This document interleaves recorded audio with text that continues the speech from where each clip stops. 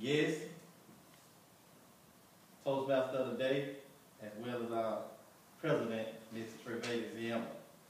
I come to you today speaking about escaping your prison. What you see here basically is a photograph of my life. Here in the beginning is me, my family, my mother, my aunt, my grandmother, and my two brothers. Growing up in poverty at a young age, not exposed to a lot of education or the value of education, it kind of controls some of the ways that I thought. A lot of my thinking came from what I witnessed every day in my household as well as in my environment. The next picture I call my transition picture. What you see here is a young man at the age of 19 years old who was sentenced to 30 years, served 20 years in Georgia State prison system. This is my first, I'm at the Georgia Diagnostic Prison System here. At this time, I was convicted for trafficking cocaine. At this time, in my past, I basically thought drug dealing was the way.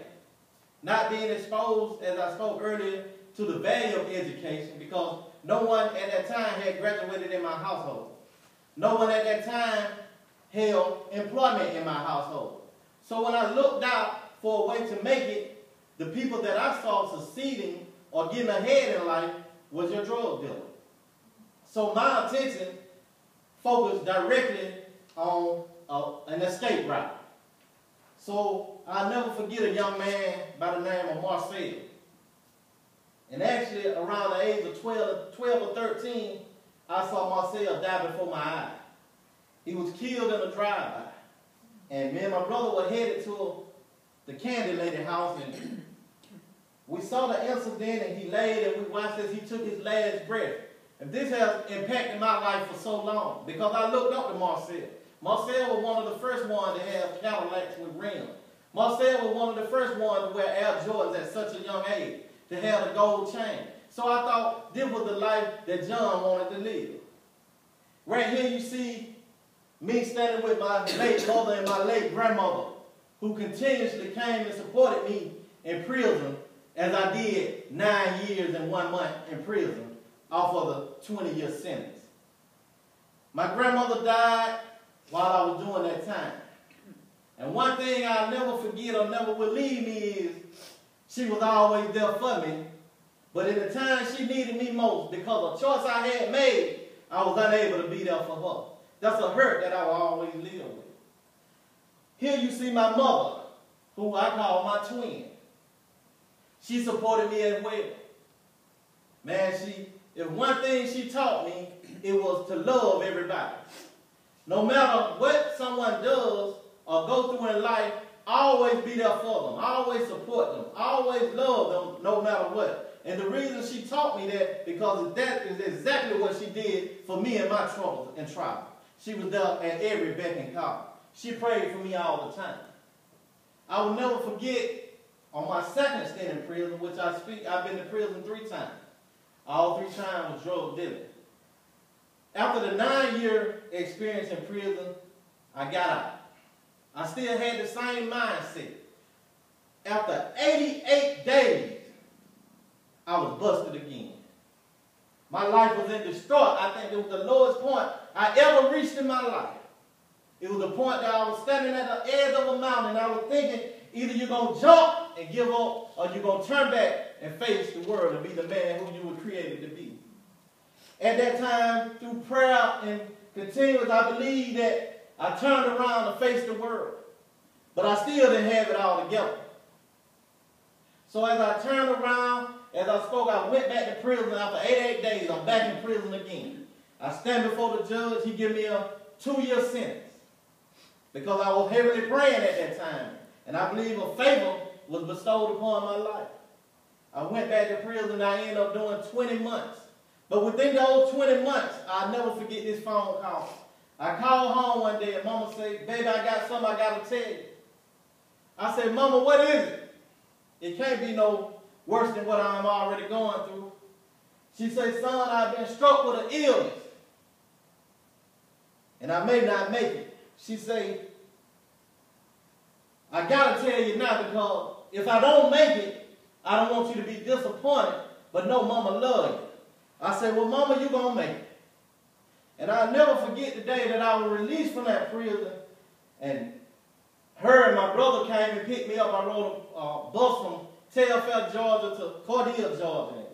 They picked me up, and I could see the effects of the illness that had transpired in my mother's life. I never seen my mother look weak or fragile. She was always a fighter. And at this time, it kind of did something to me, because I felt like she was the type of person who didn't deserve to experience this type of hurt. But I kept on fighting, and she kept on telling me, son, great things are within you. You're going to make it. You're going to be all right. Mama loves you. And here are some pictures of me, her, and my grandmother as I was in prison. And eventually, my mother passed. I was free. My mother passed. I'll never forget, I was home asleep with my wife, and I know a police knock. I like to say I know that from my previous lifestyle. I heard it beating on the door, and I already basically knew what the call was about, I basically knew what was going to be told to me. He said, I went to the door, he said, you need to go to your mother's house, your auntie sent me over. By the time I got there, my brother and a few other people were at my mother's house. They say, your mother has passed. I said, Lord, if I ever needed you, now's the time. Because the person who had always been there for me is gone now. But she left something with me. She left a fighter in me. She resurrected a fighter in me who knew if I was going to change somebody else, I had to display the same perseverance that she displayed to me. That same love that she gave to me all my life, it was other people who needed it. So at that point, I committed myself to begin to change. Here you see me and my lovely wife of 6 years, who's a school teacher in the Doherty County school system. She was one of my changing points. When I met her, she believed in me. She had no reason to want to deal with an ex-convict. She was a graduate of college. She was always on honor roll. She had everything going in her favor, but she gave me a chance. And that's what stuck with me. She gave me a chance. So I began to see things transpire in my life. What I really realized was I had no one to blame but me. I could not go on blaming the justice system. I could not go on blaming the hood that I grew up in. It was all about John. John had to get himself together. So I had to come up with a few solutions. And I learned from studying, you have to develop the mindset of a champion. So instead of all the garbage that was stored up in my life for all those years, I began to dispose of that garbage. I began to implant positive seeds, seeds of life, seeds of regeneration, seeds of love, seeds of hope, seeds of greatness. And this gave a change about my life.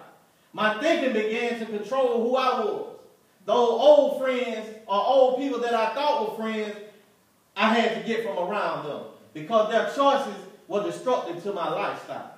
Do I love them? Yes, I still love them as a person, but we are no longer connected. I realized that things had to change about John, not about anyone else. Another thing that I did was I began to faithfully listen to people that I desired to be like. They told me, John, if you want to be a mechanic, why would you go to look at a basketball player? So I began to look at those people who lived the life that I wanted to live.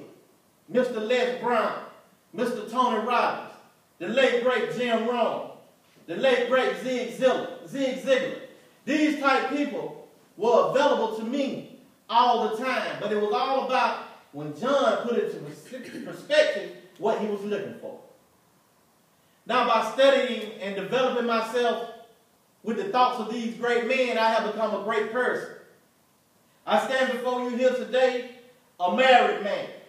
I stand before you here today, a father of a 4-year-old son.